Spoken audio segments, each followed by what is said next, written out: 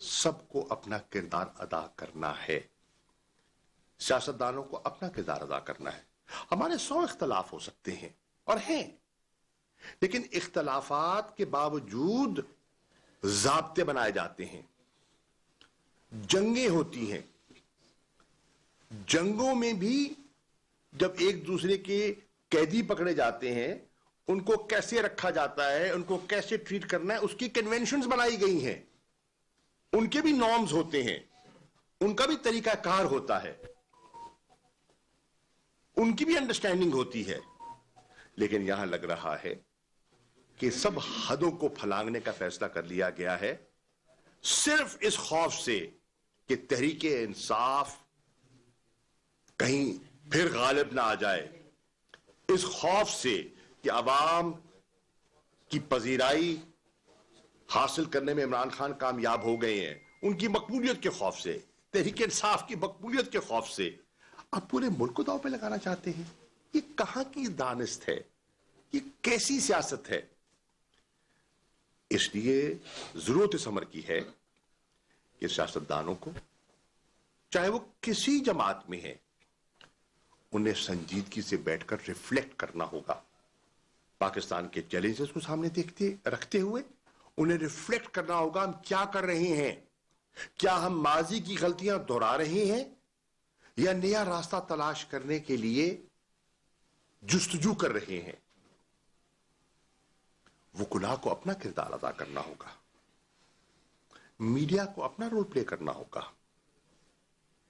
یقیناً کرنا ہوگا، جتنے سٹیک ہولڈرز ہیں سول سوسائٹی کو اپنا رول پلے کرنا ہوگا، ہیومن رائٹس آرگنائزیشنز کو خاموش نہیں رہنا ہوگا۔ جب تک ایسا نہیں ہوتا، مجھے یہ خدشہ ہے پاکستان بڑے مشکل حالات میں دھستا چلا جا رہا ہے، بہت مشکل حالات سے دوچار ہو رہا ہے۔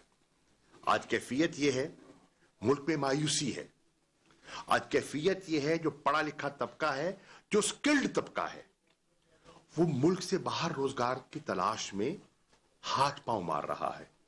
آپ دیکھ رہے ہیں ان 8-9 مہینوں میں کتنے لوگ، کتنے لاکھ لوگ باہر ملک سے منتقل ہوئے ہیں، کیونکہ انہیں اپنا مستقبل یہاں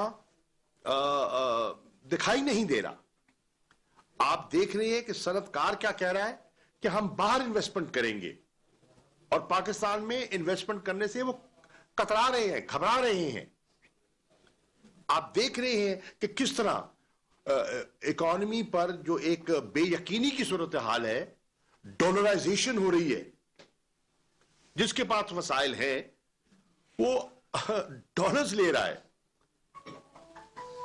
اس سے پورا ایک آپ کا جو ملک کا جو مستقبل ہے وہ داؤ پر لگ رہا ہے۔ چنانچہ میں حکومت وقت سے کہہ رہا ہوں، پی ڈی ایم کی گورنمنٹ سے کہہ رہا ہوں، یہ راستہ چھوڑ دیجئے۔ یہ جو راستہ جس کو آپ فالو کر رہے ہیں، یہ نقصان کا راستہ ہے، یہ نقصان کا راستہ ہے۔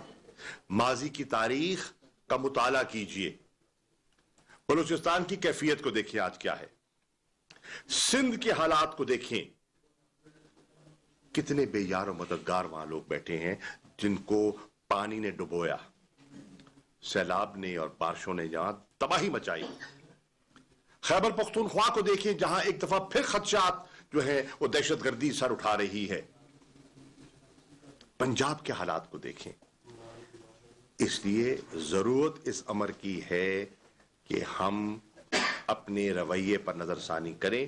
یہ راستہ، جس راستے پہ یہ حکومت چل نکلی ہے، یہ تباہی کا راستہ ہے، یہ تباہی کا راستہ ہے۔